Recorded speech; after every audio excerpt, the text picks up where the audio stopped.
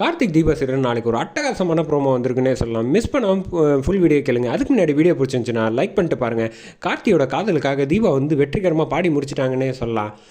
தீபா வந்து மயக்கத்தில் இருக்காங்க, எனக்கு ரொம்ப தலை சுற்றுது சார் அப்படின்னு சொன்னோன்னே கார்த்தி வந்து கணத்தில் இப்படி தட்டி, என்னாச்சு தீபா, ஏன் இப்படி இருக்கீங்க, ஏதாவது சாப்பிட்டீங்களா, நான் தான் குடிக்கக்கூடாதுன்னு சொல்லியிருந்தேனால மாப்பிள்ளை நான் தான் கொடுத்தேன் அப்படின்னோடனே, என்ன இப்படி அவசரப்பட்டு கொடுத்துட்டீங்க அப்படின்னோடனே, என்னால் முடியல சார் அப்படின்னோடனே, இங்கே பாருங்கள் தீபா, உங்களால் முடியும். நம்ம வாழ்க்கையில் வந்து நமக்குன்னு ஒரு காலம் வரும், அந்த காலத்தை வந்து கெட்டியாக பிடிச்சிக்கணும்.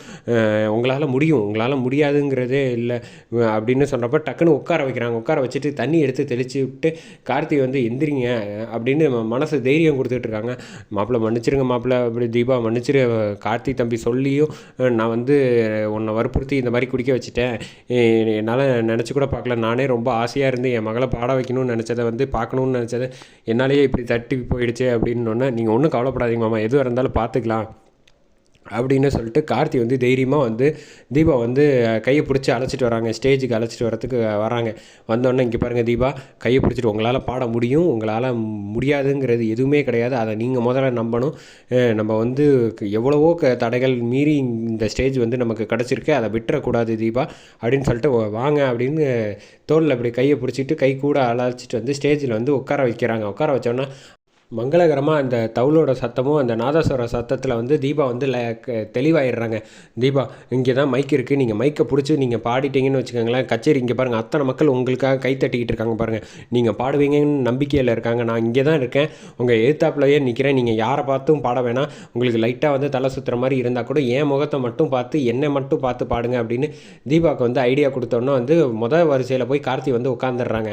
உட்காந்ததுக்கு அப்புறமேட்டுக்கு வந்து தீபா வந்து பாட ஆரம்பிக்கிறாங்க. எக்ஸ்ட்ராடனரியாக பாடுறாங்கன்னே சொல்லலாம்.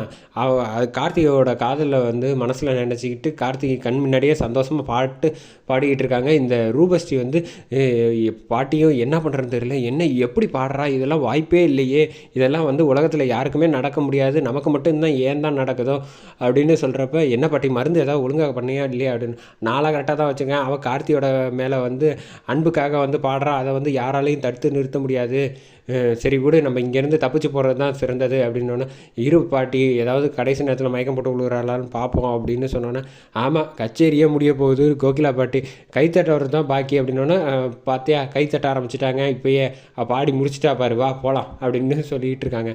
கார்த்தி வந்து டக்குன்னு மேடைக்கு ஓடி வராங்க. ஓடி வந்தோன்னே வந்து, தீபா நீங்கள் சாதிச்சிட்டிங்க அப்படின்னப்ப ரொம்ப சந்தோஷம் அப்படின்னு சொல்லிகிட்டு இருக்கப்போ டக்குன்னு கார்த்தி வர்றதுக்கு வந்து மொத்த மக்களும் வந்து ஆட்டோகிராஃப் தீபா கிட்ட வாங்க ஆரம்பிச்சிடுறாங்க. தீபாவும் சந்தோஷத்தில் வந்து அத்தனை பேருக்கும் கையெழுத்து போட்டுக்கிட்டு இருக்கதை அதை வந்து ஓரமாக மொத்த குடும்பமும் வந்து கார்த்தியோடு சேர்ந்து ரசிச்சுக்கிட்டு இருக்காங்க. தீபா முகத்தில் வந்து அவ்வளோ சந்தோஷம். கரெக்டாக வந்து எல்லோரும் ஆட்டோகிராஃப் போட்டு முடிச்சுட்டு கார்த்திகிட்ட வந்தோன்னே கையெடுத்து தீபா வந்து கும்பிட்றாங்க. சார், எனக்காக நீங்கள் ரொம்ப போராடினீங்க, நான் நினச்சி கூட பார்க்கல வந்து என்னால் பாட முடியும்னு.